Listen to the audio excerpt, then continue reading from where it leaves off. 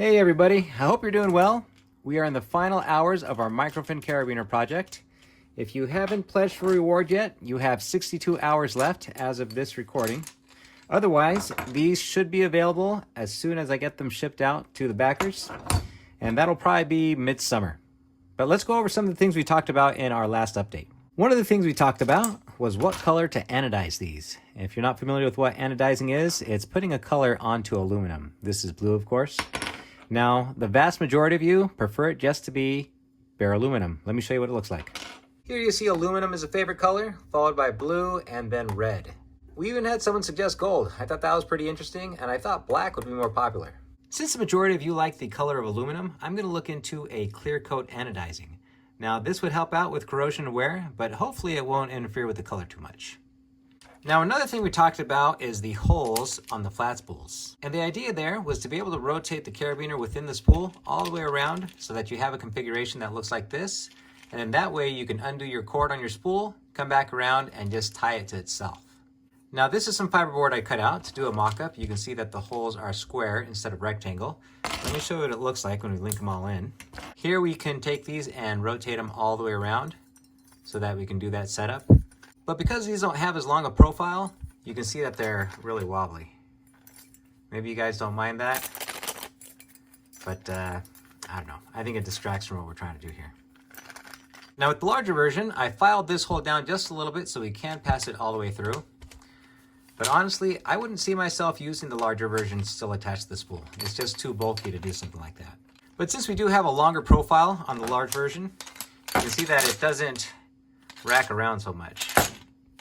So it wouldn't be as noticeable.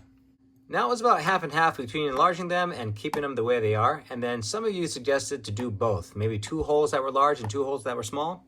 Now that you've seen what this looks like, I'm wondering if you folks will change your mind. Please leave a comment and tell me what you think. Now remember, we also talked about shackle clearance on the small carabiner. Imagine that this is the same gauge as the shackles in the back of your truck bed. If you tried to clear the carabiner gate, it's not going to let you through. And so this is the original profile. It's the same size as what we already have going on. And these are just cut out of acrylic so you can see what it looks like. I thought, well, we can just elongate the spine. And so that's what I did. And you can see that this is just a little bit longer. Okay. And that would allow clearance for the gate to go through. However, I just thought, well, what if we just enlarge the whole thing by 10%? Okay. So this is the original. This is the 10% version.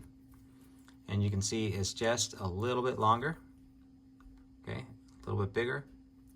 And if we compare the 10% version to the longer version, you can see it's almost identical in height.